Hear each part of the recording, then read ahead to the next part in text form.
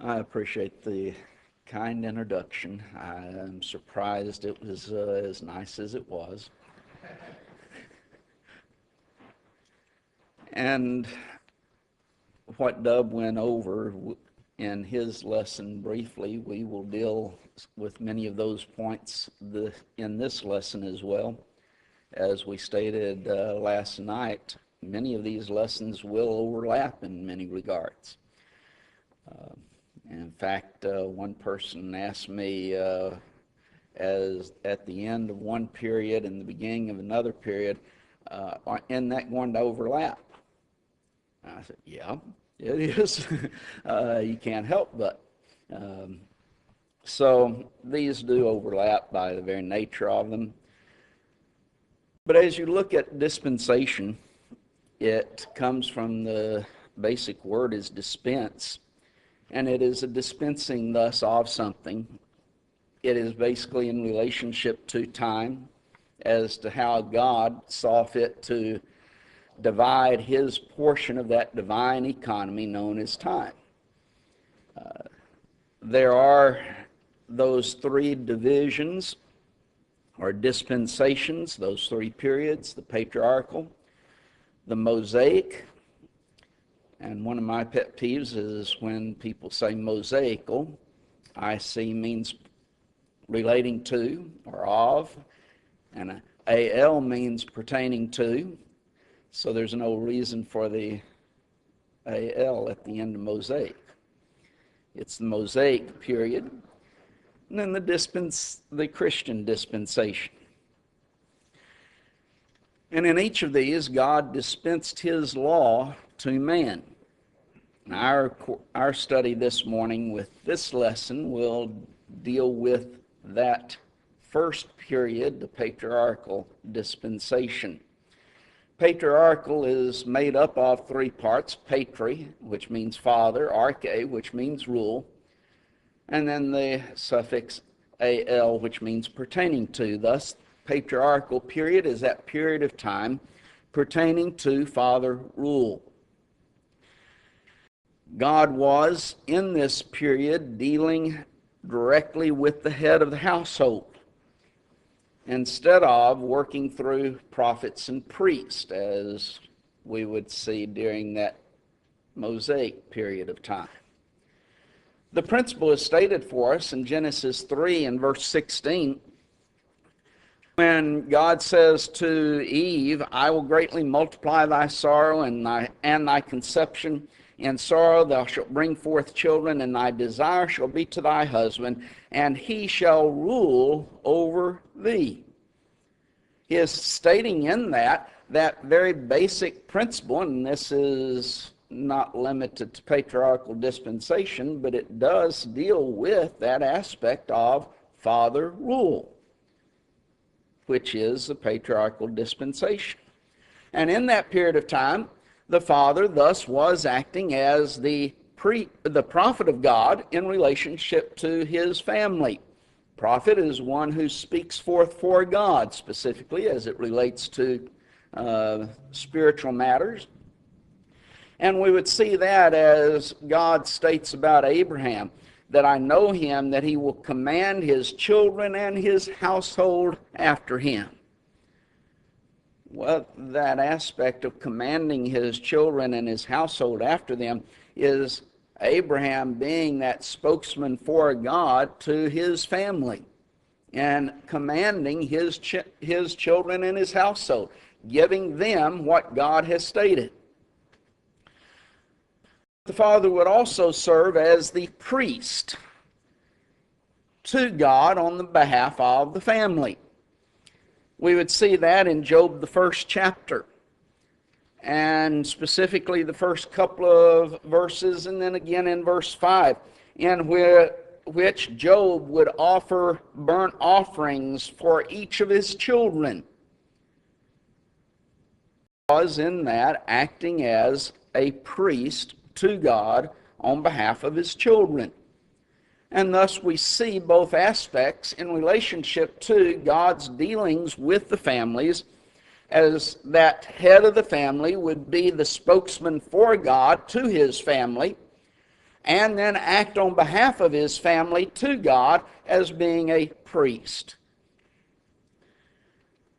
But in this period, God is revealed not only as a God of, and as some have put it, a tribal deity, and we might, in some regards, cringe at that phraseology, but it does express the idea that he is not simply the God of a tribe like Abraham and his children and his house, but that he is also the God of the nations.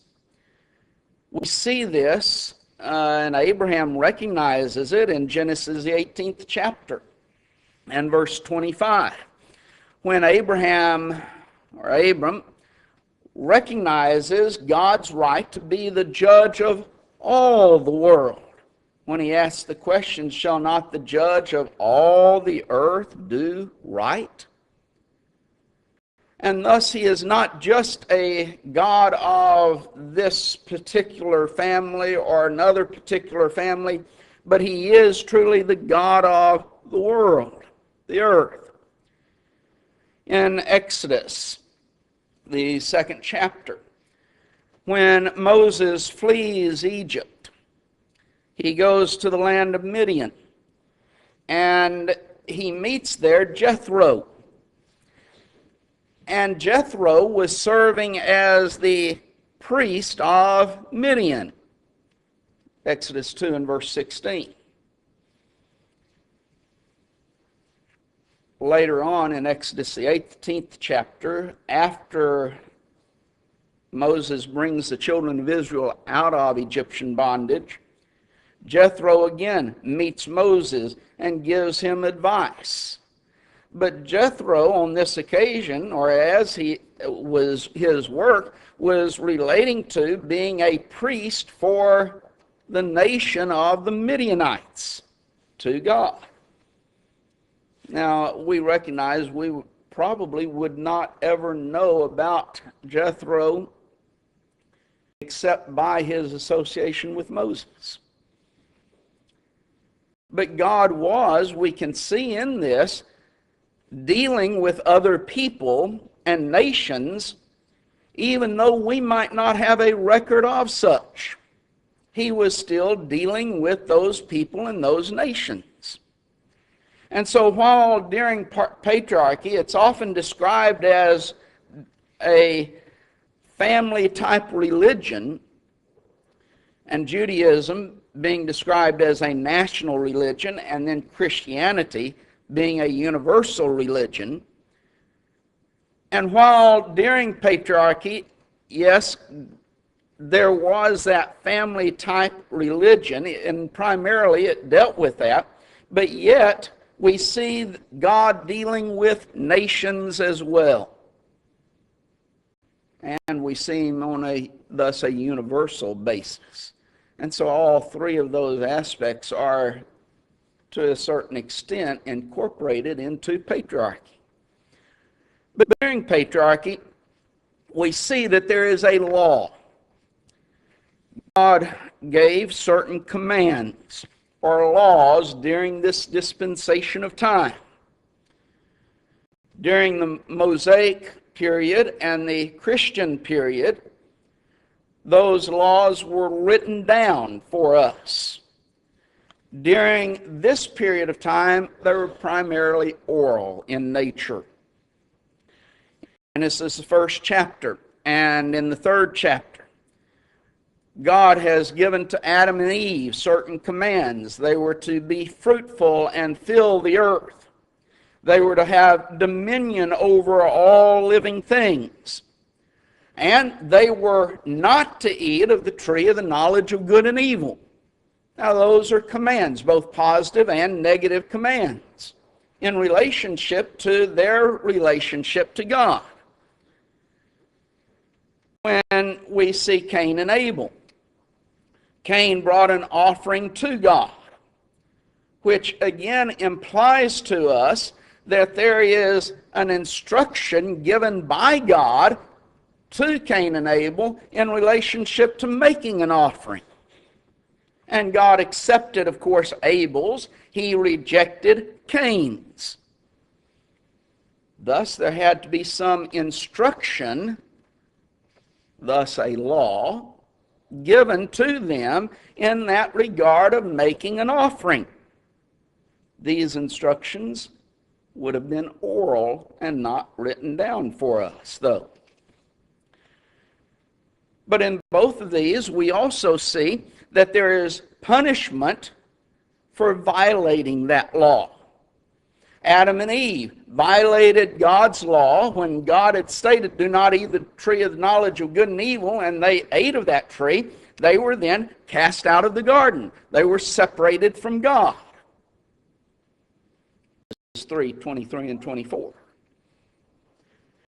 With Cain, God refused to accept Cain's offering. And Genesis 4 and verse 7 tells him that if you do well, it will be accepted.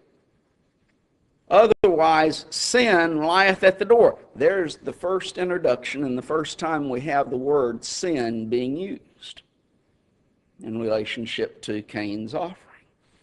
And since sin is transgression of the law, and that editor sure did a rotten job because he has the wrong verse there, and he didn't catch it.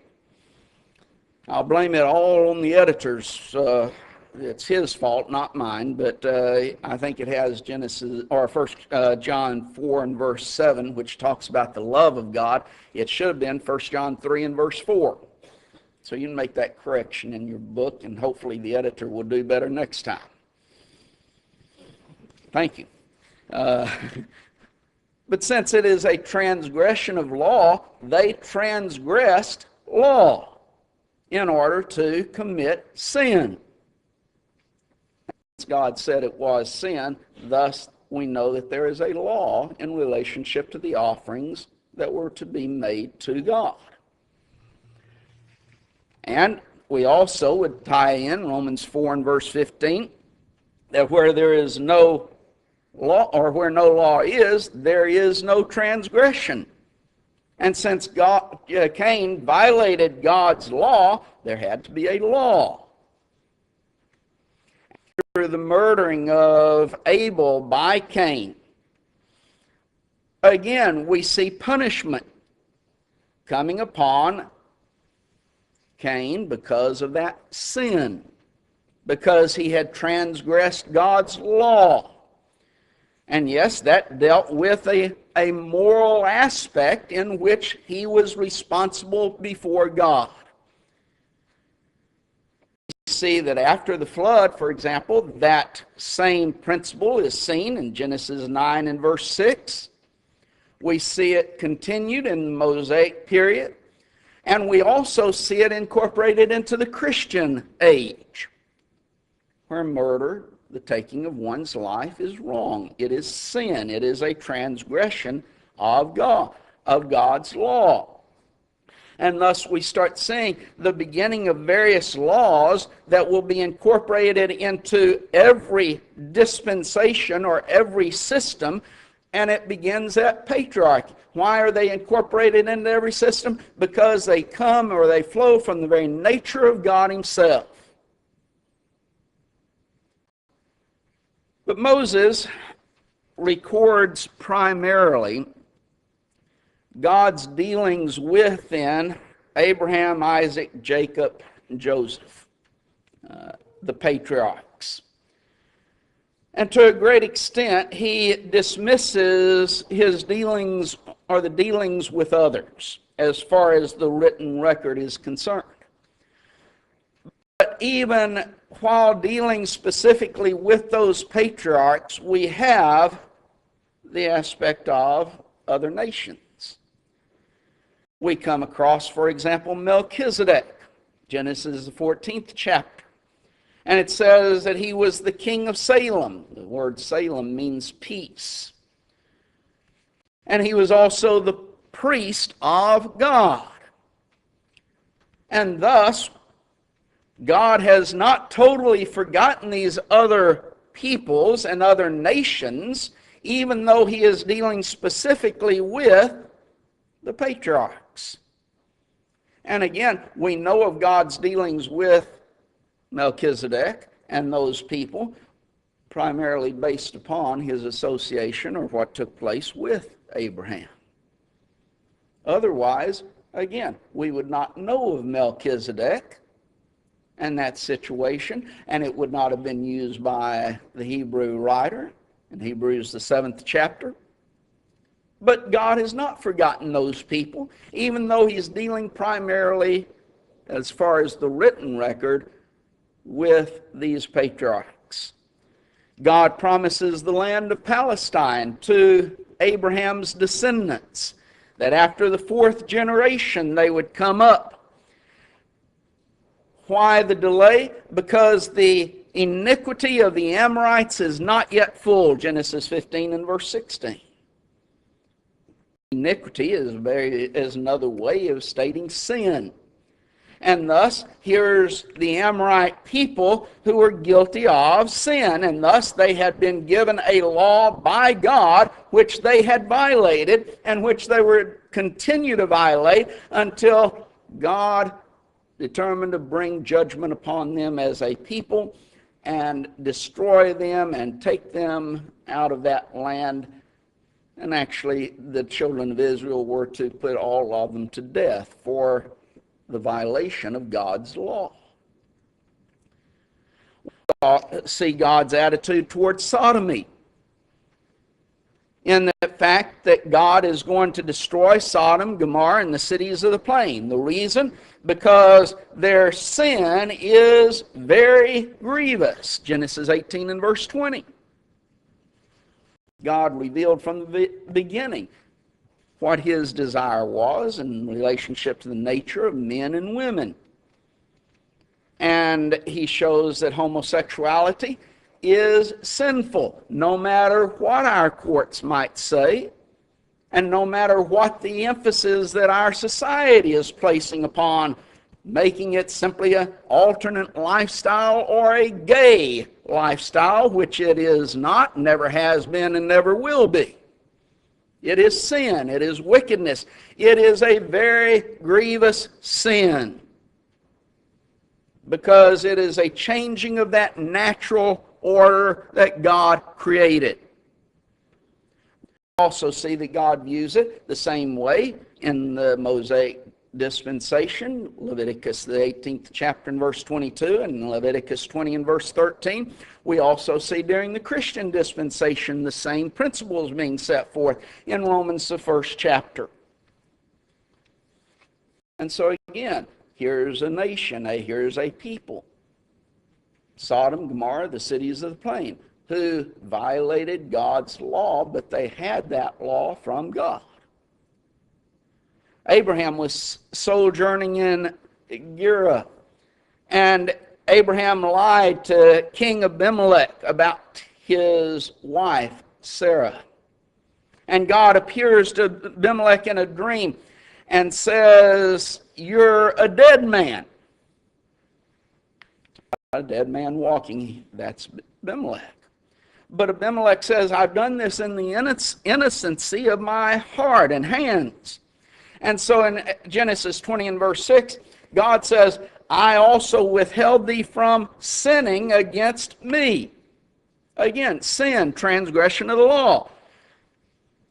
Abimelech then relayed God's message to his people, acting as the prophet of God in relationship to Abraham and Sarah. And other nations, people were dealt with by God. These are just touching the hem of the garment.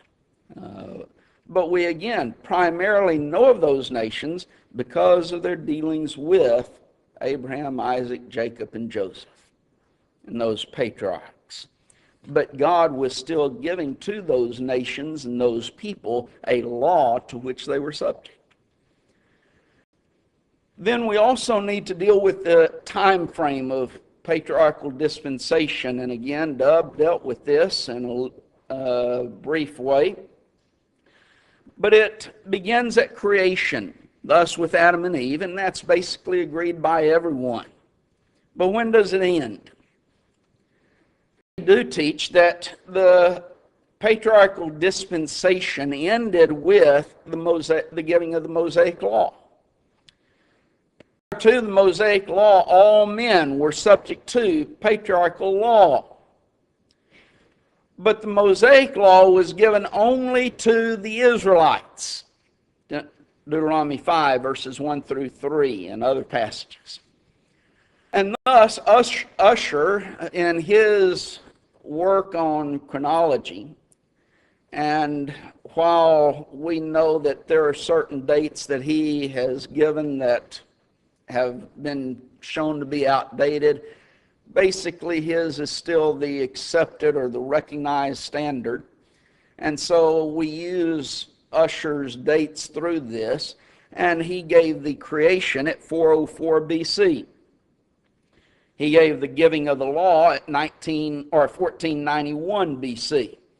And thus we generally round it off to 2,500 years of that time frame between the creation and the giving of the law of Moses. But after the giving of the law of Moses only to the Israelites, what about all the other nations? What about the Gentile world? Well, either they had no law, and thus there was no sin by any of the Gentiles during that period, or else God had a law for them. They did sin, therefore there was a law, and that law to which they were thus continued to be subject was the patriarchal law. Look at the Gentiles under patriarchy. Jethro, we mentioned just a moment ago, Moses' father-in-law.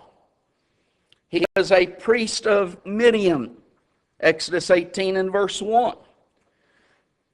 We assume that he, being a priest of Midian, coming out to Moses, giving Moses advice, and then going back to his people, that when God then at that time gave the Mosaic law to Israel, that Jethro's priesthood ended? By what reason would we think such? Instead, God continued to deal with those Midianites in the same way that he had done previously. And he had continued giving them a law. And Jethro remained a priest based upon patriarchal dispensation and law, and the Midianites remained under that patriarchal law. In Numbers, the 22nd chapter, during the period of the wilderness wanderings, thus the Mosaic law is already in existence. Balak, the Moabite king, was afraid of the Israelites. And so he sent men to call to Balaam to curse the Israelites. Balaam is a prophet of God, but he was not with the Israelites. He wasn't traveling with them. He wasn't living with them. He was separate from them. And what Balaam initially states that he can only say what God tells him to say. That's a prophet of God. He did not remain faithful to that statement, and thus he transgressed, but he would have been a prophet of God based upon patriarchal law and not Mosaic law. Elijah the Tishbite informed Ahab, there's not going to be any rain. 1 Kings 17, verse 1. God instructs Elijah to go to the brook of Cherith, and God would feed him. But after a period of time, that brook dried up. He then tells Elijah to go to Zarepta, a city on the coast of Phoenicia, under the control of kings of Sidon at the time. And in 1 Kings 17 and verse 9, it says that I have commanded a widow there to sustain thee. God has commanded, what is it? That's a law. a widow of Zarepta to sustain you. The widow apparently was not an Israelite, but she received a message from God and obeyed that command that God had given to her. God was continuing to work with people and nations during that period of time. Jonah sent to Nineveh with a message, "Yet 40 days and Nineveh shall be overthrown." The men of Nineveh repented, Jonah 3 and verse 10. The men of Nineveh had sinned, thus, and again, the men of Nineveh were not Israelites, thus there was a law to which they were subject. It's not the Mosaic law, it's the patriarchal law. The men of Nineveh repented at the preaching of Jonah. Repentance is effected based upon law. You cannot repent if there is no law to which to come to and to change from that evil way to doing what is right. There's no way to do that unless there is a law that is the basis of that repentance. And thus, here again, they were not subject to Mosaic law. What law were they subject to? The only other option is the patriarchal law. There's numerous examples that could be given. Daniel is a great example. Just read the entire book. You have the example of here's foreign nations that God is dealing with. Herod and Herodias, who were not Israelites, they were Idumean. Herod was, and yet he sinned in taking his brother Philip's wife. The statements of blessings are condemnation upon other nations. Righteousness exalteth a nation. Is that only the Israelites? All nations, any nation. Well, of course, it's any nation. Sin is a reproach to not just the Israelites, but any people. Proverbs 14 and verse 34. Thus, here's righteousness and sin that is effected upon law. For the Israelites, it would have been the Mosaic law during that period, but during that same time in which Solomon wrote that, it would have been for the Gentiles the law of patriarchal. And thus, when does that period end? Well, for the Jews, it ended when God gave them the law of Moses. That would have been at that time that we mentioned just a moment ago. For the Gentiles, though, it was at the cross of Christ, just like the Mosaic law. Both laws were nailed to the cross. However, the effect of what Jesus did on the cross was not seen till later. For the Jews, the law of Moses was nailed to the cross, yet what law were they subject to during that 50-day period between the cross and Pentecost? Well, they were still subject to the Mosaic law. What about the Gentiles? They were still subject to patriarchal law from that time of the cross, even though it was nailed to the cross, till the time of Cornelius. And we dealt more with that in the book, but God gives a progression of an order of the way in which the gospel is to be taken into the world. It was to begin at Jerusalem, but the very nature of a beginning means that there has to be a continuation. Beginning at Jerusalem for the Jews, but not the Gentile world. When was the Gentile world coming under that gospel system? When God determined it. And he determined that time when he sent that message to Cornelius to send for Peter. And he gives Peter a vision. And Peter learns that God is no respecter of persons, but in every nation he that feareth God and worketh righteousness is accepted with him. And thus, They were not to preach. They were not to apply that gospel message until God determined the time for them to apply it to the Gentile world. And that took place with Cornelius. And thus, that patriarchal dispensation for the Gentile world started at the creation and continued till the death of Christ, but its effects continued on till Cornelius in Acts the 10th chapter. Very briefly, because I know someone's going to rudely come up here and interrupt my time, patriarchal's wages. And I put it that way because the wages of sin is death, but the wages of righteousness is blessings of God. We learned during patriarchal period, from the very beginning of time, that when one fails to be obedient to God's law, God is going to punish him. God gives a law to Adam and Eve. Genesis 3rd chapter, they transgressed that law. What took place? They were cast out of the garden, separated from God. And the 3rd chapter deals with the cursing that God placed upon Adam, Eve, and Satan. Cain in Genesis 4th chapter. He failed to offer a proper offering to God, and thus God rejected his offering.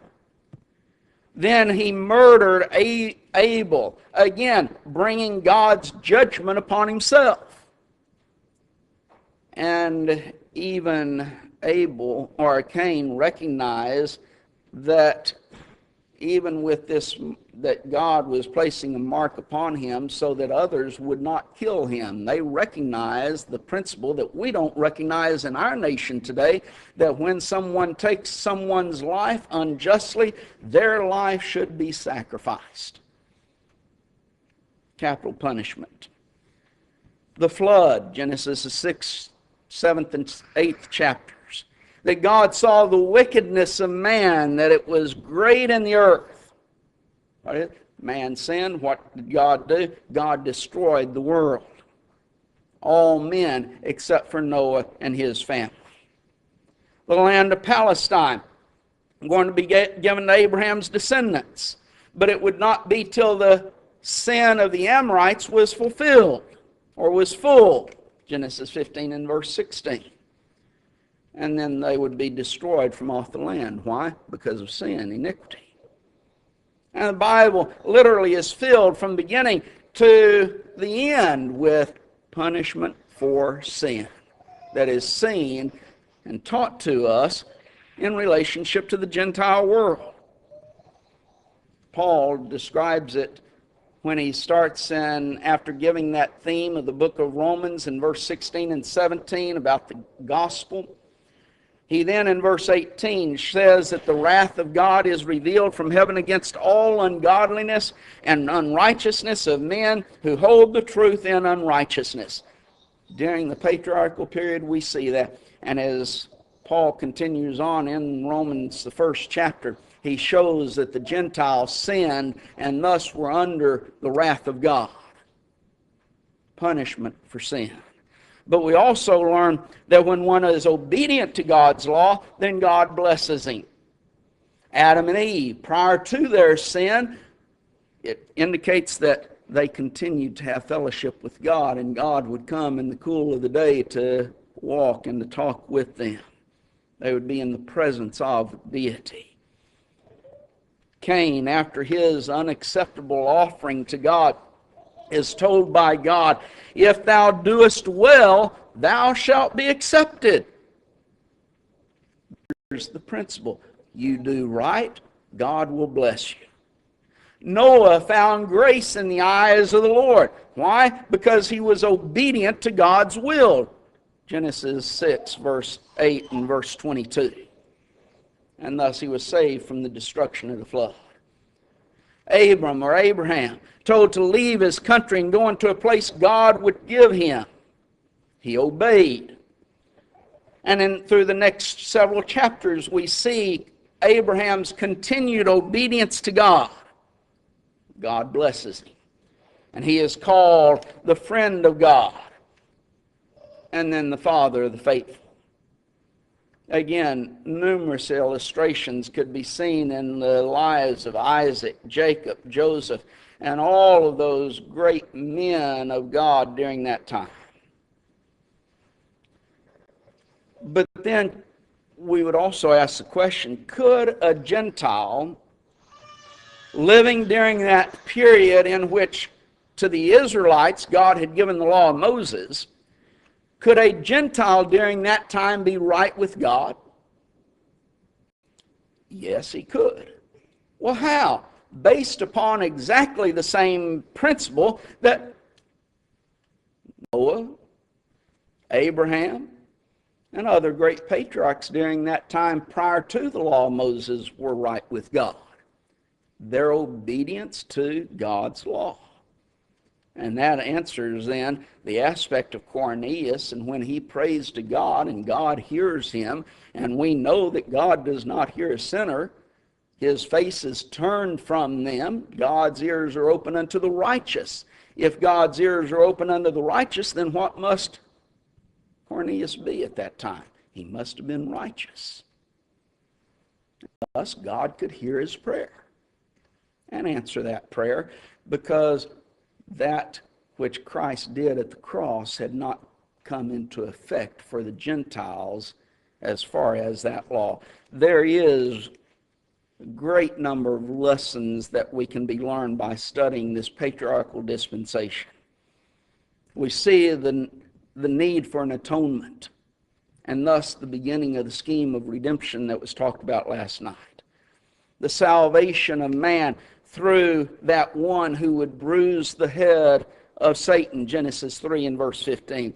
We see the development of that in Abraham, and you can continue on, and thus the need for obedience to God. And if we obey God, we will be blessed by him. But if we fail to obey him, then we will be punished by God.